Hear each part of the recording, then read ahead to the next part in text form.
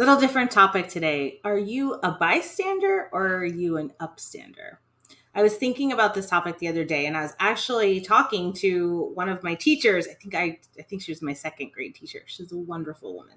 And we had a whole conversation that I haven't seen her in many, many, many, many, many years. And we happened to get on some pretty tough topics. And it was actually really cool to be able to have a connection like that with somebody who knew me when I was 7 or 8 years old. It was so cool. But we talked about this, and she said, what we used to teach the kids is we just used to teach them to be upstanders.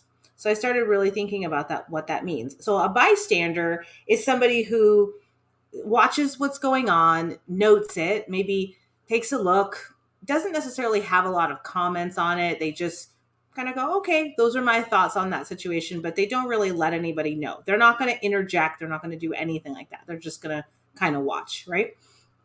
The upstander is the person who notes it, who may comment on it. Now, online, we talk about comments, but in person, same thing, has something to say about it. The upstander, here's the thing, that this is what I taught my kids. Our jobs are to be upstanders. Upstanders are the ones that are going to really take a stand, take an actual side, actually give their opinion. Unfortunately, giving your opinion and this day and age, and even earlier, can make people a little bit uncomfortable because they might not agree 100%, or they might feel differently. But you know what upstanders do?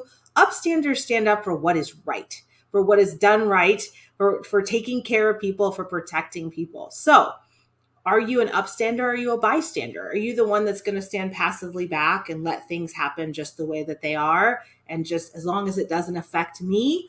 Or are you going to be the upstander that actually does something about it, that makes your voice heard, that lets people know where you stand on certain issues? It's not a comfortable place to be. And especially now, like, we've had this whole wave of being politically correct because we don't want to offend anybody. I have a hard time with that. You know why? Because I really feel like we're trying so hard not to offend certain people that there's a whole world of other people that are getting offended just by that fact. And here's the thing that I've always learned. I've had mentors for years and years. And what they've always told me is don't take offense when none is intended. And if it's not intended to offend, then it's your problem if you're getting offended. So I'm just going to tell you guys, here's my thoughts. And I have not said too much as far as on which side I'm on. It doesn't matter. But I'm an upstander. If I see something that I believe is wrong, I'm going to speak up. I'm going to say something about it. But you know what?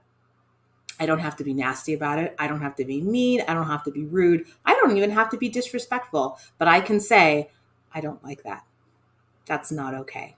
And that's what we teach our kids. We teach our kids that if you see something, even if you're the person that somebody turns around and makes fun of because they're standing up for someone, you be that upstander. You be the person that's going to stand up for what's right, no matter what, because there's no clearer conscience for you than always doing the right thing. Be inspired, everybody. Are you an upstander or a bystander?